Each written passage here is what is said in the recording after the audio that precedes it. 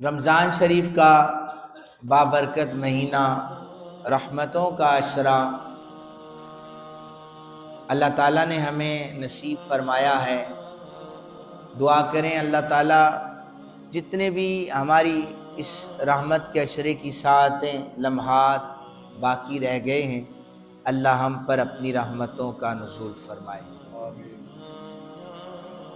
میں نے جو آیہ مقدسہ پڑھی ہے اس کا ترجمہ یہ ہے کہ رب ذوالجلال کی رحمت، مفہوم عرض کر رہا ہوں آسان پیراہے میں، میری رحمت ہر چیز کو گھیر لیتی ہے، یا ایسے کہہ لیں کہ میری رحمت ان لوگوں پر ہوگی جو اللہ سے ڈرتے ہیں، جو زکوٰۃ ادا کرتے ہیں اور ہماری آیتوں پر ایمان لاتے ہیں، یعنی جو اللہ کی نشانیاں ہیں ان پر وہ ایمان لاتے ہیں۔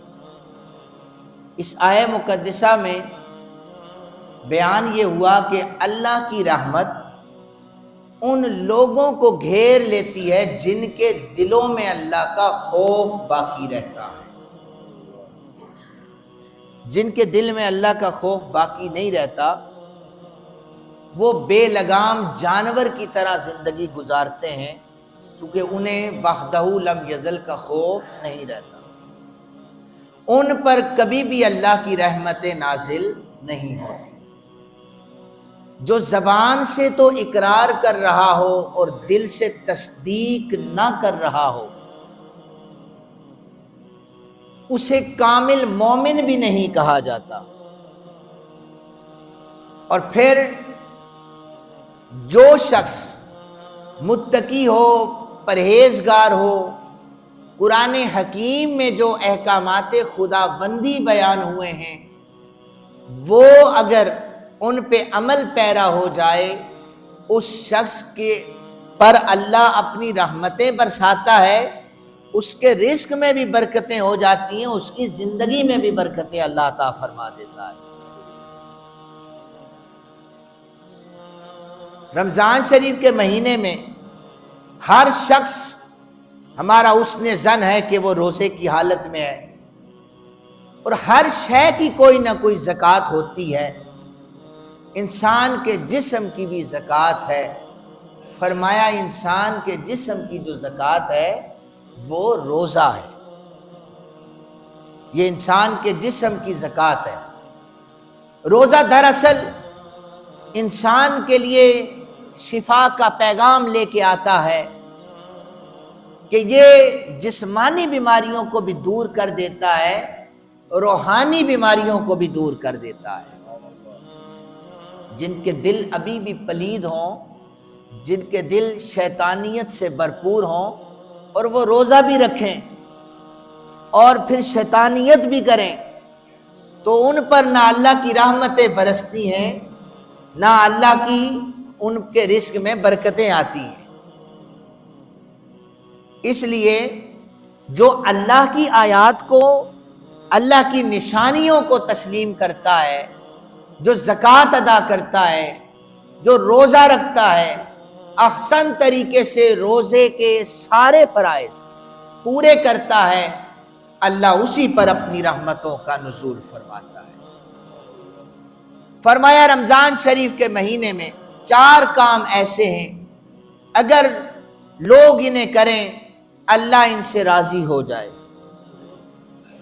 پہلا کام یہ ہے لا الہ الا اللہ، اللہ کے ذکر کا ورد ہر وقت جاری رکھیں، کلمہ طیبہ کا۔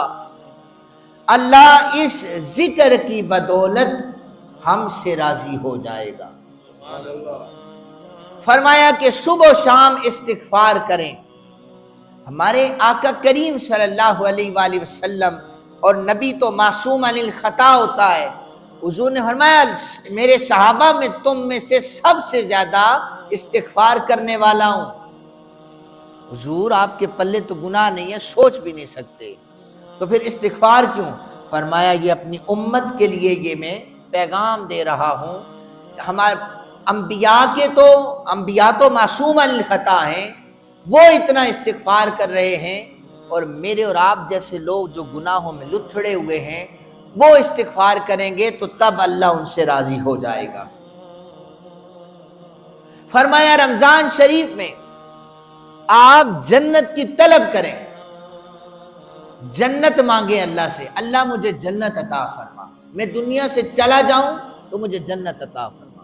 اللہ اپنے بندے کو جنت بھی عطا فرماتا ہے۔ اور پھر تیسرا عشرہ بھی یہی کہتا ہے، پیغام دیتا ہے، جہنم سے چھٹکارے کا عشرہ ہے۔ اور اس حدیث مبارکہ میں فرمایا کہ اللہ کو راضی کرنے والی چیزوں میں ایک یہ بھی ہے کہ انسان جہنم سے پناہ مانگتا رہے، اللہ تعالیٰ اس شخص سے راضی ہو جاتے ہیں۔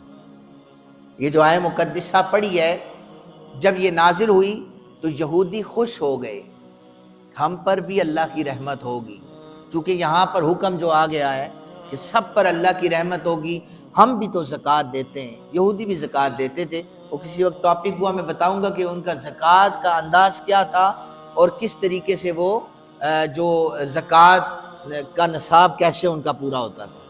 کہتے تھے کہ ہم بھی زکوٰۃ ادا کرتے ہیں، ہم بھی تو خدا سے ڈرتے ہیں، تو یہ اللہ کی رحمت نے ہمیں بھی گھیرے میں لے رکھا ہے۔ یہ یہودیوں کا ایک گمان تھا، لیکن اس سے متصل بات جو آیہ مقدسہ میں بیان ہوا، فرمایا یہ آیہ مقدسہ یہودیوں کے لیے نہیں ہے، یہ آیہ مقدسہ نصرانیوں اور عیسائیوں کے لیے بھی نہیں ہے، یہ آیہ مقدسہ صرف میرے نبی کی امت کے لیے ہے۔ میری رحمت جو ہے وہ صرف اپنے نبی کے امتیوں کو گھیرے میں لے لے گی اگر یہ قرآن پاک کی آیتوں کو اپنا لیں گے، اگر یہ زکوٰۃ ادا کریں گے، اگر یہ متقی اور پرہیزگار بن جائیں گے۔ امام طبرانی نے معجم الصغیر میں یہ روایت لکھی ہے، نبی پاک صلی اللہ علیہ وآلہ وسلم نے فرمایا، میری امت اس وقت تک ذلیل و خوار نہیں ہو سکتی جب تک یہ رمضان شریف کے حقوق پورے نہ کرے۔ اگر یہ رمضان شریف کے حقوق پورے کرتی رہی تو یہ کبھی ذلیل و خوار نہیں ہو سکتی۔ فرمایا رمضان شریف کے حقوق کیا ہے؟ حرام کاموں سے بچ جانا، زنا سے بچ جانا، شراب سے بچ جانا، چغل خوری سے بچ جانا، غیبت اور منافقت سے بچ جانا، یہ رمضان شریف کے حقوق میں آتا ہے۔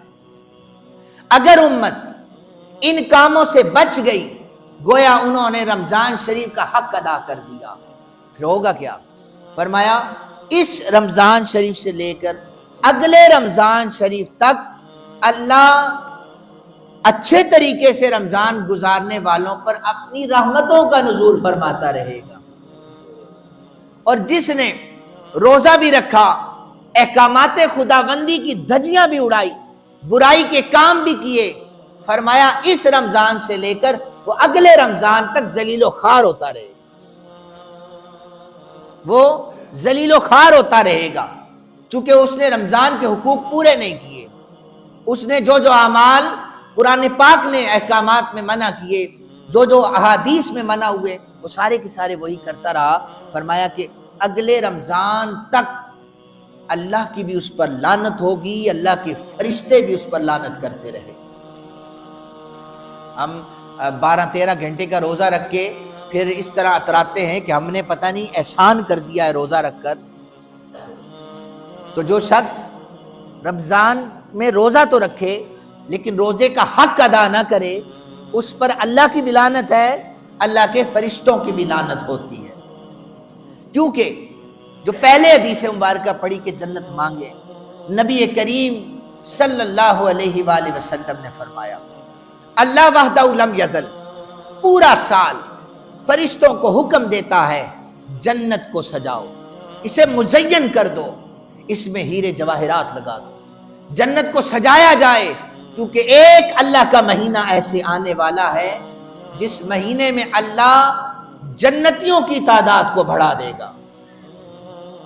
تو اسی لیے تو عرض کی ہے کہ جنت کا سوال کیا جائے، یا اللہ ہمیں جنت عطا فرما۔ فرمایا کہ سارا سال جنت کو سجایا جاتا ہے۔ جب رمضان شریف آتا ہے تو روزے داروں کا پروٹوکول یہ ہے، اللہ فرماتا ہے کہ جنت کے سارے دروازے کھول دیے جائیں اور جہنم کے سارے دروازے بند کر دیے جائیں۔ خوش نصیب ہے نا وہ لوگ کہ جن کے لیے جنت کے دروازے کھلے ہیں، اور کتنے بد نصیب ہیں وہ لوگ کہ دروازے جہنم کے بند ہیں، پھر بھی وہ ایسے کام جہنمیوں والے کر رہے ہوں۔ ان کا مقدر کوئی نرالا ہی ہوگا، ان کا انداز کوئی نرالا ہی ہوگا کہ ان کے کام جہنمیوں والے ہوں۔ تو رب کی رحمت جنہیں گھیرے میں لے کر بیٹھی ہے کہ انہیں جنت ملے گی، کام پھر بھی وہ جہنمیوں والے کر رہے ہوں۔ مجھے پرسوں ایک شخص کہتا ہے کہ حضرت شاہ صاحب، شیطان نے ایک دفعہ نافرمانی کی تھی، لعنتی ہونے کا تو قیامت تک اس کے گلے میں ڈال دیا ہے۔ ہم تو روزانہ اللہ کی نافرمانی کر رہے ہوتے ہیں، روزانہ دھجیاں اڑا رہے ہوتے ہیں۔ چلو پہلے تو ایک بہانہ تھا کہ شیطان نے یہ کیا، شیطان نے یہ کیا، شیطان نے یہ کیا۔ حدیث پاک تو ہمیں بتا رہی ہے شیطان تو جکڑا گیا ہے، لیکن اس کے چیلے پھر بھی دندناتے پھرتے ہیں، وہ شیطانیت سے باز تھوڑی آتے ہیں۔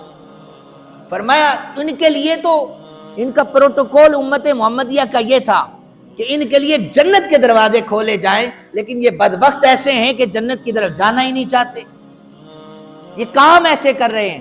فرمایا کہ پورا سال جن کے لیے جنت سجائی جا رہی ہے وہ رمضان شریف میں جنت کو طلب کریں، یہ رمضان شریف کے حقوق میں سے آتا ہے، اور جہنم سے پناہ مانگتے رہیں۔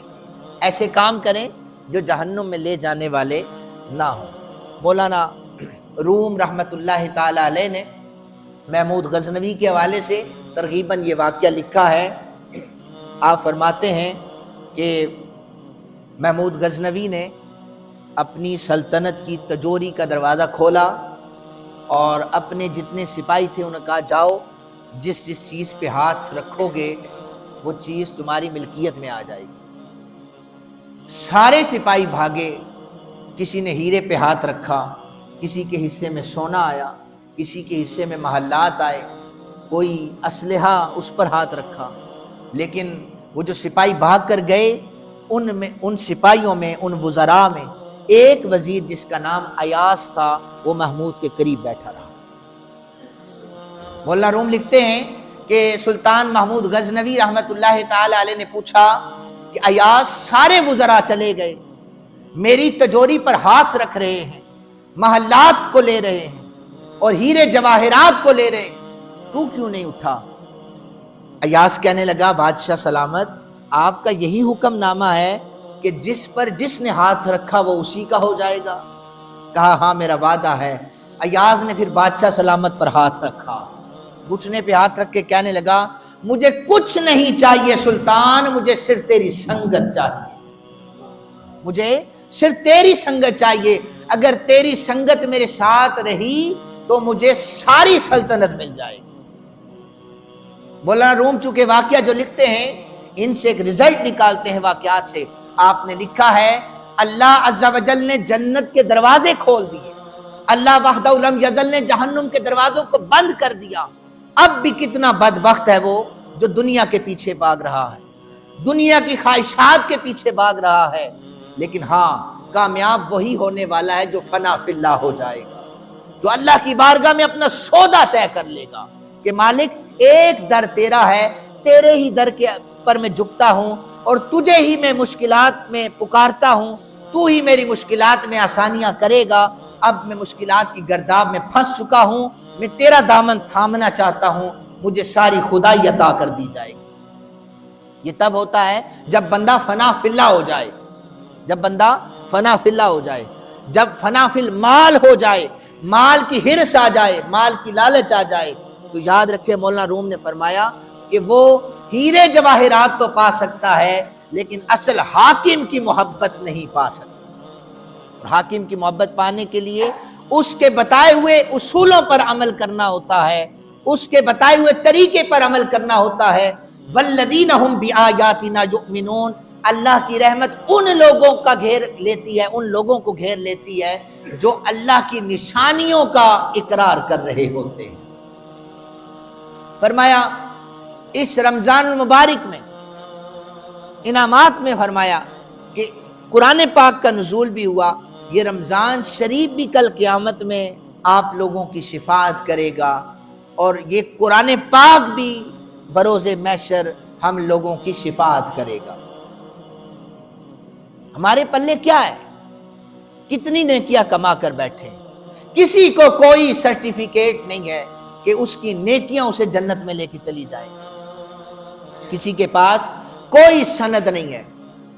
ہمیں یقین ہے تو اللہ عز و جل کی رحمت پر ہے، وہ مالک اپنی رحمتوں کا نزول فرمائے گا تو جنت عطا ہو جائے گی۔ لا تقنطوا من رحمت اللہ، فرمایا کہ جب نفسا نفسی کا عالم ہوگا، انسان پریشان ہوگا، تو رمضان کے روزے ڈھال بن جائیں گے۔ مالک اس پر کرم یہ کر دے کہ جب گرمیاں آتی تھی، یہ تیرے اور تیرے حبیب مکرم صلی اللہ علیہ وآلہ وسلم کی رضا کی خاطر روزہ رکھا کرتا تھا، اس لیے یہ رمضان سفارش کر رہا ہے اس بندے کی بخشش فرما دے۔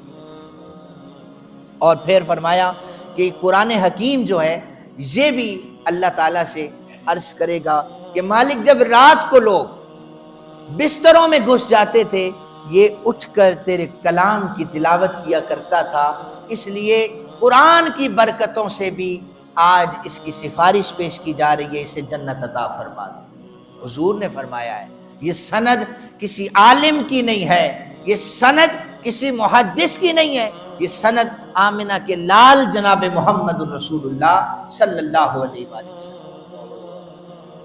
تو سامعین محترم، جتنے رمضان کی ساعتیں رحمت کے عشرے کی باقی ہیں، اس میں اور زیادہ ایسے کام کریں کہ وہ مالک ہم پر رحمتیں برسائے۔ برتن اگر الٹا کر کے رکھ دیا جائے تو برسنے والی بارش کا پانی اس برتن میں نہیں رک سکتا، اس برتن میں جمع نہیں ہو سکتا، لیکن اگر وہی برتن سیدھا ہو جائے، یعنی دلوں کے کشکول بنا کر اللہ کی بارگاہ میں پیش کر دیے جائیں، تو جب اس کی رحمت برس رہی ہوتی ہے تو انسان اس کی رحمتوں کو سمیٹ لیتا ہے۔ رمضان شریف کے مہینے میں جو دوسری عرض کرنا چاہتا ہوں کہ آج ہمارا ملک پاکستان انتہائی مشکلات سے دوچار، دعا کریں کہ اللہ اس رمضان شریف کی برکتوں کی وجہ سے پاکستان کو ترقی بھی عطا فرمائے، اور جو لوگ پاکستان کی بنیادوں کو توڑنا چاہتے ہیں انہیں ہدایت عطا فرمائے۔ اس وقت ہماری فورسز جو پاکستان کے دفاع میں لگی ہوئی ہیں، ان کے لیے دعا کیا کریں کہ اللہ تعالیٰ وہ ہماری حفاظت کے لیے سرحدوں کی حفاظت سرحدوں پر ہیں، ملک کی سالمیت کے لیے وہ حفاظت کر رہے ہیں۔ ہم دعا کرتے ہیں اس بڑے مجمع میں، یا اللہ تو ان کے گھروں کی حفاظت فرما۔ جو فتنہ رسول کائنات صلی اللہ علیہ وآلہ وسلم کے زمانے میں شروع ہوا تھا، اسلام کا لبادہ اوڑھ کر شروع ہوا تھا، اس فتنے کو خوارج کہا جاتا ہے۔ میں تھوڑا سا آپ حضرات کے سامنے بیان کرتا چلوں، یہ خوارج رسول اللہ صلی اللہ علیہ وآلہ وسلم کے زمانے میں بھی تھے، حضرات صحابہ کرام کے زمانے میں بھی تھے، اور محدثین نے لکھا ہے کہ موجودہ زمانے میں بھی یہ خوارج موجود ہیں۔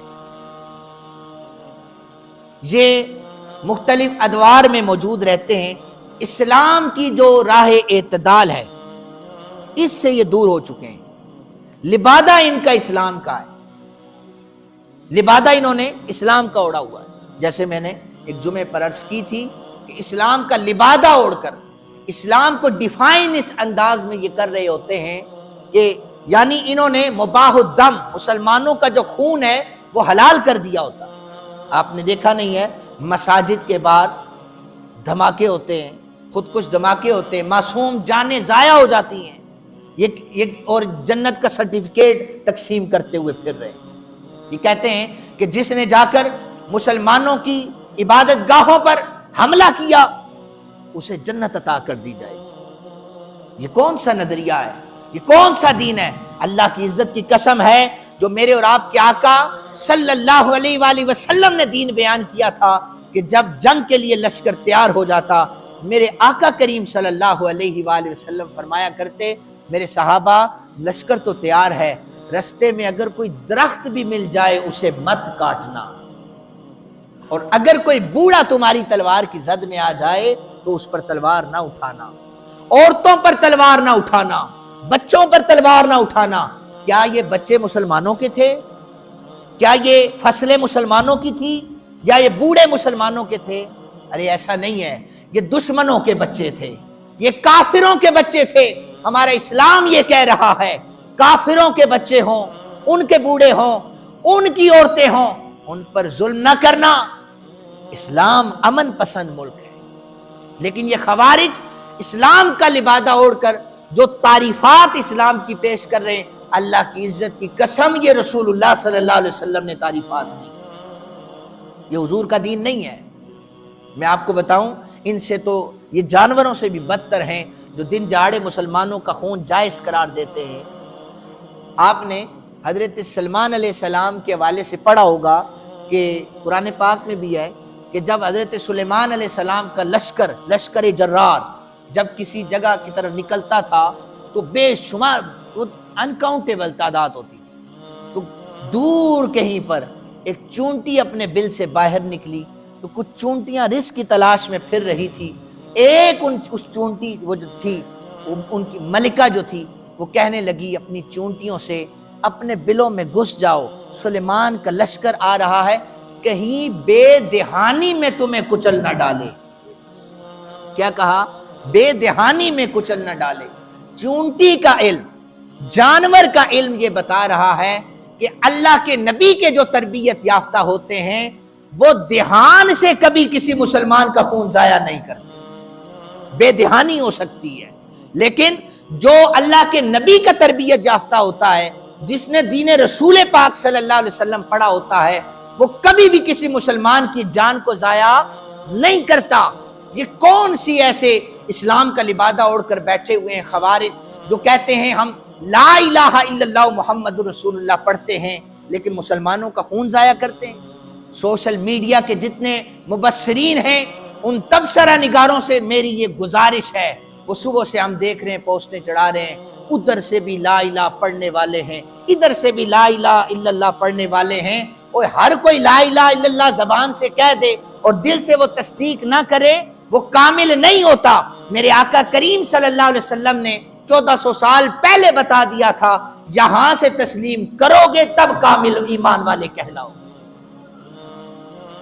وہ کلمہ تو پڑھ رہے ہیں، انہیں ہی حدیث مبارکہ میں خوارج کہا گیا ہے۔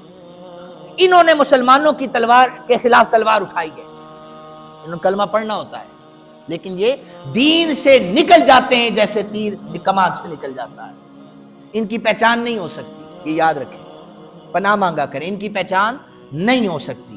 یہ مسلمانوں کے اندر مسلمانوں کا لبادہ اوڑھ کر بیٹھے ہوتے، یہ کیا کرتے؟ جب مسلمانوں کے خلاف یہ اٹھتے ہیں، مسلمانوں کا نقصان کرتے ہیں، مسلمانوں کی عبادت گاہوں کا نقصان کرتے ہیں، نام ان کے اسلامی ہوتے ہیں، ان کی شکل و صورت اسلامی ہوتی ہے، لیکن یہ مسلمانوں کا خون بہاتے ہیں، انہیں خوارج کہا گیا ہے۔ اور میرے آقا کریم صلی اللہ علیہ وسلم کی حدیث مبارکہ میں انہیں جہنمی کتا کہا گیا ہے۔ یہ اسلام سے نکل چکے ہیں، دین اسلام سے ان کا کوئی تعلق نہیں ہے۔ آپ لوگ سارے یہاں موجود ہیں، اب اس وقت ہمارے ملک کی جو حالت ہے، اپنے ملک کے لیے دعا کیا کریں اور احتیاط ضرور کریں، اجتماعات سے گریز بھی کریں آپ لوگ، چونکہ جو تھریڈ ہے وہ تمام انتظامیہ نے ہم تک پہنچایا ہے کہ اس وقت سیکورٹی آپ دیکھ رہے ہیں، ہماری نماز تراویح ہو، ہمارے جمعے کے خطبات ہوں، ان میں آپ لوگ بھی احتیاط کریں، ایسے باہر آپ مت ٹہلیں، آپ مسجد میں رہیں۔ اللہ تعالیٰ سے دعا ہے اللہ تعالیٰ تمام امت مسلمہ کی خیر فرمائے، ان کی حفاظت فرمائے، ہمیں عمل کی توفیق عطا فرمائے۔ وما علینا الا البلاغ۔